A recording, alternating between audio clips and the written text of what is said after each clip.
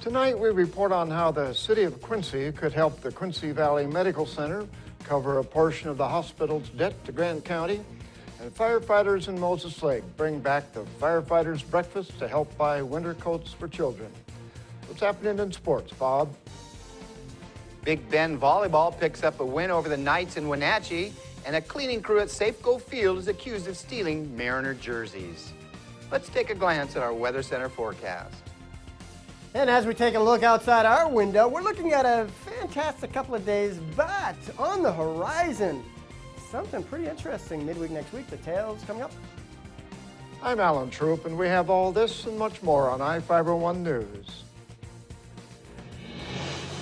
From the I-Fiber One HD studio here in the heart of the Columbia Basin, this is I-Fiber One News, your #1 source for local news, sports headlines, and our very own Weather Center forecast covering the entire Columbia Basin.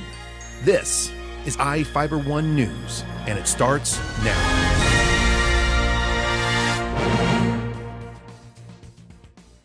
Quincy may loan $1.5 million to the Quincy Valley Medical Center to cover a portion of the hospital's debt to Grant County. The City Council agreed Tuesday to begin negotiations with the hospital and Grant County. The hospital district's debt to Grant County rose as high as $4 million in the past year. Mayor Jim Hembury said that district officials have a plan to repay the debt. The city could earn more money from its investments and help the hospital at the same time. Quincy presently has $2 million from its water, sewer, street, and general budgets in the state investment pool. If the hospital isn't able to pay, the city would be able to recover the money from taxpayers. The council members will need to approve a final agreement.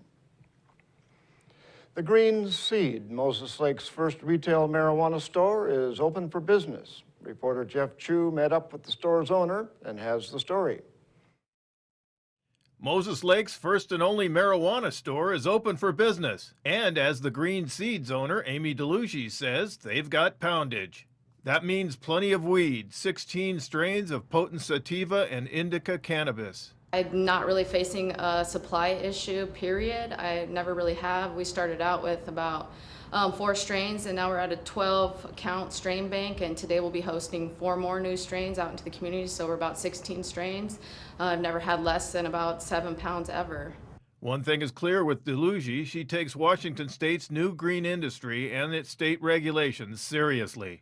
With Amy's father, Dick DeLuigi, heading up store security, identification is required at the door. Inside the store has more than a dozen surveillance cameras covering every inch. Outdoor cameras are also visible. Customers are required to take off hats, sunglasses, and hoods before they are allowed inside.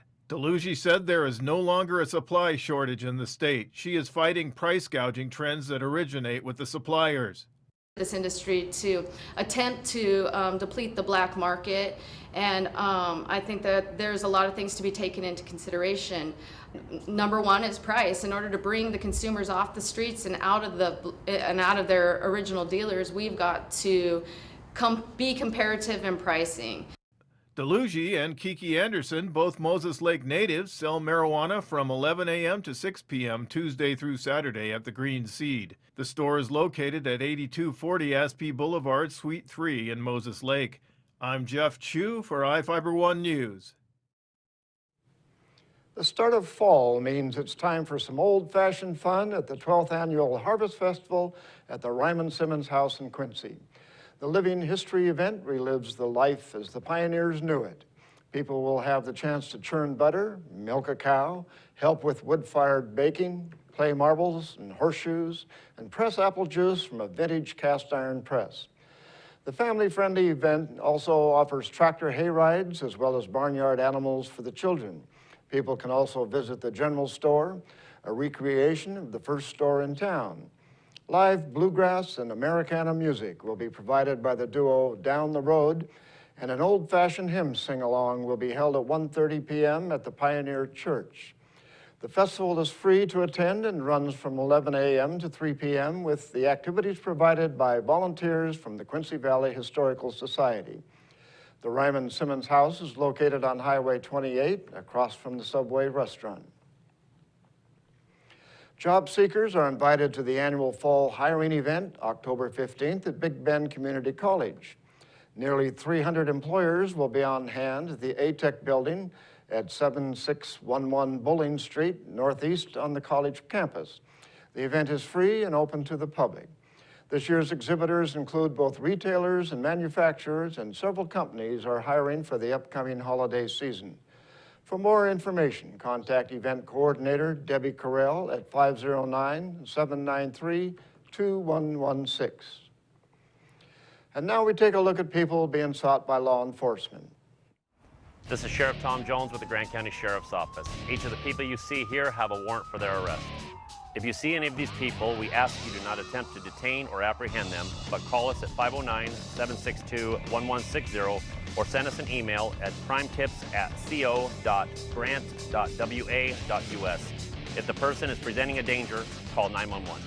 With your help, we can bring these people to justice and make our community safer. We'll be back right after this.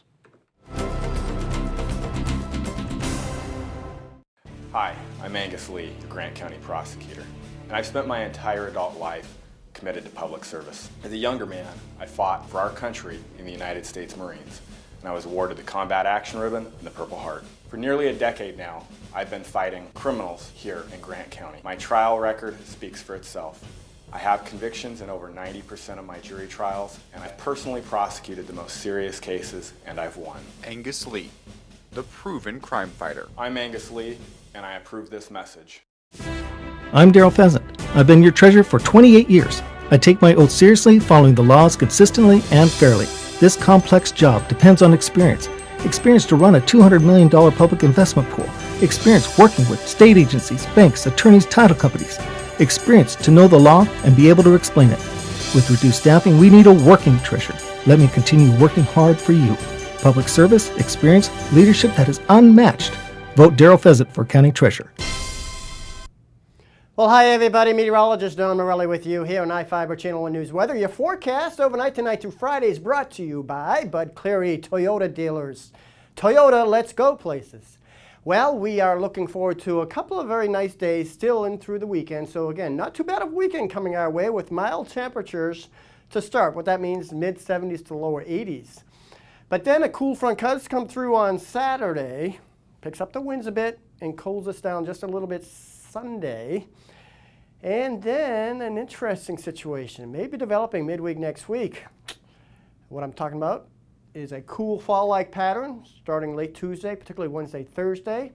A little unsettled. What that means is some moisture, cooler than normal temperatures, 30s at night. Put it together. Some snow possible in the mountains for your skiers, not here in the basin. But again, it could be interesting next week. That's way on off. Let's look back today, though. 76 and 47, the extremes today, so a delightful day here in the city and in Moses Lake, 76 and 43. Again, above normal day. Seems like we've been seeing above normal days for a while, and we'll continue again, as I mentioned, at least into Saturday. 75 right now, a pleasant evening. The breeze light from the south. And it looks like overnight lows will be similar to what we were this morning, generally into the high 40s, mid to high 40s, low 50s. Here we go. Taking a look at the forecast. See a little bit of clouds and moisture coming our way on Friday. Here's this cool front coming in on Saturday. And again, until then, we're on the mild side and warm side. But again, the first week cool front coming on in, cooling us off on Sunday just a bit. Again, breezy Saturday when that front moves through. Any moisture will get wrapped up and rinsed out into the mountains a bit. And then as we slide into Sunday, see a little lingering moisture in the mountains. But, I clicked the button too fast. Way out in the Gulf of Alaska is that next system that could be interesting midweek next week. West of the Cascades tomorrow, looking very nice, a little cool, mid-60s to high 60s. Inland Northwest, lots of sun and mid-70s. We'll zoom in on here and look at these temperatures. I don't think you can beat these, can you? Mid-70s to lower 80s. Again, a very, very nice Friday, and a little change taking place on Saturday with the cool front. 72 might be a little low. Right now, the timing is hard to decipher, but nonetheless, it's going to be breezy and a little cooler, and mountain showers with the cool front. More seasonal as we slide into Sunday, even in Monday a bit. But notice we get a little unsettled. Temperatures a little moderate in the 40s here. But wouldn't be surprised, late Tuesday, particularly late Wednesday, maybe a wet snowflake, because temperatures might be a little cooler. But it'll be unsettled, a little cool as we side midweek next week. But until then, enjoy the next couple days. What does it take to be the most fuel-efficient, full-line automotive manufacturer? Fuel-efficient vehicles, of course. And at Toyota, we've got them. From Camry and Camry Hybrid to Corolla, the best-selling car in the world, all the way to our Prius family, delivering up to 53 mpg. The great news is right now you could take advantage of financing as low as 0% or cash back savings of up to $1,000, all while enjoying excellent fuel economy. For full details, see any of your Inland Empire Toyota dealers today. Toyota, let's go places. This is Garth Dano. I'm asking for your vote for Grant County Prosecutor, and have practiced law here with my family for 34 years. I care about this county and the people who live and raise their families here. I'm committed to improving our justice system in Grant County so we can all be proud of it. I will hold serious offenders accountable and will work with all our police officers to protect the public. Currently, it takes 3 to 4 years to have a civil trial heard in our courts. I am committed to working with the judges to solve this unnecessary delay. Please vote for me in the upcoming general election. I am Garth Dano, and I approve this message. Well, it took the Lady Vikings 5 sets to do it, but Big Ben was able to pull out a huge road win at Wenatchee last night. The win moves the Lady Vikings into a tie with the Knights at 3-3 in NWAC East Region play. Big Ben dominated the first game 25-14, but dropped the next two. The Lady Vikings came back to take Game 4 25-22, and then closed out the match with a 15-13 win in Game 5. Shania Bateman and Whitney Southam led the offensive attack for Big Ben with 11 kills each. The Lady Vikings combined for 74 defensive digs. Libero Kennedy Bell finished with 23, Rebecca Egan had 15, and Nicole Daly ended the match with 11. Big Bend is back on the court Friday night at 6 for a home game with Columbia Basin College. Well, the Mariners didn't make the playoffs, but their jerseys remained a hot commodity. In some circles, that is. Seattle police say members of a Safeco field cleaning crew are accused of stealing more than $11,000 worth of jerseys from a store kiosk. The Seattle Times reports the team's security director reported the alleged thefts to police Monday after looking at surveillance video. Police say the security official identified 4 people who work for a subcontractor that does postseason cleaning at the ball field. The case is currently under investigation. Midfielder Julian Green will miss the United States exhibition games against Ecuador and Honduras because of a rib injury. The 19-year-old trained with the Americans in Boston Tuesday and Wednesday, but U.S. coach Jurgen Klinsmann says Green will return to Hamburg to recover from the injury sustained September the 20th against Bayern Munich. The U.S. plays Ecuador Friday at East Hartford, Connecticut in the international farewell match for Landon Donovan. The team takes on Honduras Tuesday in Boca Raton, Florida. Washington State is a 17-point underdog to Stanford at the Farm Saturday in Palo Alto. The Cougars may not have to have a repeat performance by record-setting quarterback Connor Halliday to pull off the upset, but they will have to come up with a better defensive effort than the one they turned in last week if they expect to beat the Cardinal. Well, be sure and tune in at 7 tonight for our live coverage of the Moses Lake Eisenhower volleyball game. It's going to be a good one. The 3-3 Chiefs come into the contest fresh off a road win at Wenatchee Tuesday. The 5-1 Cadets dropped their match to West Valley, but trail the Rams by just 1 game in the Big 9 standings. Sean Wells and Cody Johnson will be calling the action. We'll be right back after this.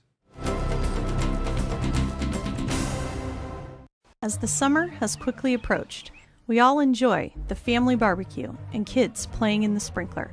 However, many drivers are distracted and are seldom focusing on what's important while driving.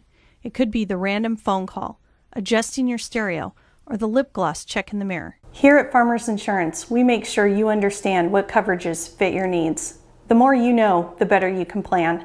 My name is Cheryl Kono, and I'm your local Farmers Insurance agent. We are farmers. I'm Jacob Taylor, and I'm running for Grant County Auditor. As a certified public accountant, I hold myself to the highest level of ethical standards. As a former assistant state auditor and the current director of budget and accounting for Grant County, I have spent my entire professional career working in governmental finance. Please vote to ensure your next county auditor is certified with the experience and integrity necessary to lead Grant County forward. Vote Jacob Taylor, CPA, for Grant County Auditor.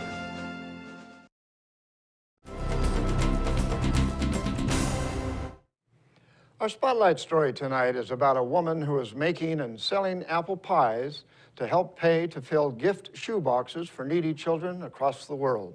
Reporter Jeff Chu has the story. Inside a shoebox. Darla Grubb is using her family's abundance of apples to help make Christmas time a joyful experience for children around the world. Grubb is one of the Pheasant family members who operate a 400-acre apple orchard near Soap Lake. She is making apple pies and crisps to help pay for shipping of gift shoeboxes to needy children. Sending out the shoeboxes is a tradition started by Operation Christmas Child, part of Christian-supported Samaritan's Purse International Relief. Grubb said the shoebox program is intended to show children goodwill from around the world. It's to show them that there are people out there that love them, that they care about them, with no strings attached. The Samaritan's Purse website says the organization provides food, water, shelter, medicine, and other assistance in the name of Jesus Christ. Well, 7 years ago, I discovered Operation Christmas Child because it's been going on for 20 years. But I found out about it and I just started packing shoe boxes. About 2 years ago, I decided I wanted to get more involved in Operation Christmas Child, so I became a team member for Samaritan's Purse for Operation Christmas Child. And I decided I needed to find a way to raise money to help with the shipping. Because not only do we make the shoe boxes for the children, they suggest a $7 donation because it gets shipped in over 112 countries in many different ways. You know, planes, boats, but there's in the back of camels. Grubb talked about the Samaritan's Purse shoebox gift program. These are children from 112 countries that are poor, poverty-stricken areas, third world countries. Even there are some children in the United States that receive these shoe boxes. And these shoe boxes are filled with school supplies. They're filled with hygiene items like toothbrushes, toothpaste, soap, washcloths. They're filled with toys. They're filled with things to play with, stuffed animals, things to love. Things that they would never not get in their country, that United States we have abundance of. Grubb leads the Basin Youth Bells, an Ephrata area group of youths who ring out Christmas tunes with handbells. She said young Youth Bells members are filling shoeboxes for shipping. Last year, our Basin Youth Bells, we filled 192 shoeboxes. And now we've been gathering items for 300 this year, shoeboxes. But worldwide, last year, 2013, we sent over 9.9 million shoeboxes out to kids. To help Operation Christmas Child, contact Grubb at 509-750-0635. Pheasant Orchard's pies and apple crisps are still available for purchase at the Orchard's fruit stand located at 19461 Road B Northwest in Soap Lake. I'm Jeff Chu for iFiber One News. We'll be right back after this. Hello, my name is Michelle Jaderlin, and I'm running for Grant County Auditor. So why should you vote for me? I've lived here for 30 years, and for the past 23 years, I've worked for Grant County. I know every aspect of the job. The people at the county know and rely on me, and know I will be here when they need me. The auditor handles a great deal of money that needs to be accounted for by someone who is committed to serving the people of Grant County. My name is Michelle Jaderlin, and I'm running for Grant County Auditor. Hi, this is Kelly Moore from Moore Furniture. I want to let you all know how excited we are about Sealy's new gel memory foam beds. Sealy has taken memory foam to a whole new level by infusing gel beads into the mattress to keep you from getting too warm while you sleep. They come with a 25-year warranty, and we've got them on our floor for you to try out. We also offer free delivery and in-house financing, so stop by and see us and get yourself sleeping good at night. Remember, whatever you do in bed, Sealy supports it. So come see us at Moore Furniture in Ephrata or find us on the web at moorefurniture.net.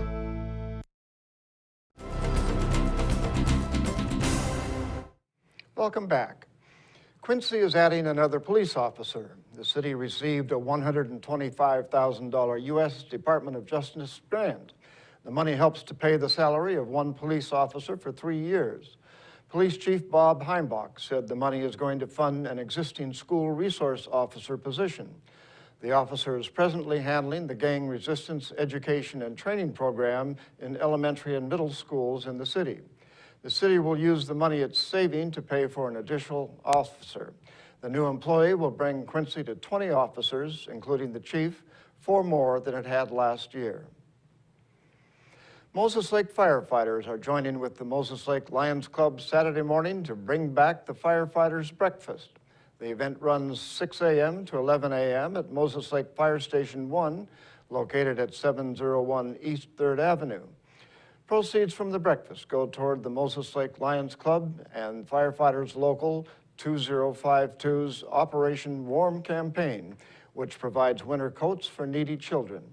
Firefighters will offer tours of the station and equipment during the event, and door prizes will be available. The breakfast hasn't been held since 2009. In Northwest news, more than 1,000 people jailed in Spokane County in the past 6 years for failing to pay court-ordered fines will benefit from a class action lawsuit that prompted the jail to change policy. The spokesman reviews as the settlement, valued at about $350,000, applies to all those booked into the jail for failure to pay fees, fines, and court-ordered restitution. Attorneys for Betty Rucker, who sued the county on behalf of all inmates who were jailed for delinquent payment of fines between 2008 and 2014, called the settlement a common-sense resolution to a violation of constitutional rights. The county agreed to the settlement without admitting guilt. A homeless man who had been sleeping in a trash bin was nearly crushed when it was dumped into a garbage truck in Seattle. The driver heard pounding from his truck about 5:30 a.m. Thursday and stopped compacting. Cairo reports emergency crews were called to the scene, but the man was able to climb out on his own. He was taken to Harborview Medical Center for an evaluation. A kayaker out on the ocean off the coast of California comes within inches of a great white shark and lives to tell about it. Natalie Tavidian has his story. Look at that, dude. Ryan Howell Probably maybe 15 seconds, but it felt like forever. didn't know what hit him. Pushed me through the water like another 50 feet, I guess. I wasn't able to see it really well because I was on this side of the kayak and my kayak was like this in the water. Ryan was holding on to this side of the kayak when he says he was tossed 5 to 10 feet into the air. I was probably 7 or 8 feet away from Ryan when he was attacked. Nobody was no more than 10 feet away from each other. Here is just over 2 inches. Howell and his friends knew about a previous shark attack that had happened just hours before, but they decided to stay in the water anyway. It's just crazy, horrifying. Those who saw the shark say words don't even describe how big it really was. He's in a 12-foot kayak. I'm in a 14, so it was double the size of our kayak. Mouth wide open, holding onto the kayak as it was going through the air, and it turned kind of to the right like a 747 banking and splashed into the water and did another 180 back towards Ryan and hit him again, or his kayak. Huge eye, huge mouth and teeth, gills blowing air and water through them. Experts at the Shark Research Committee say shark attacks like this are so rare, Howell knows he's lucky. It's still, I think, overwhelming and just a surprise that I survived it and wasn't hurt. And, The Shark Research Committee says there have been more than 150 shark attack victims off of California since the year 1900. And that's going to do it for us here at I-501 News. We want to thank you for watching, and we'll see you again tomorrow.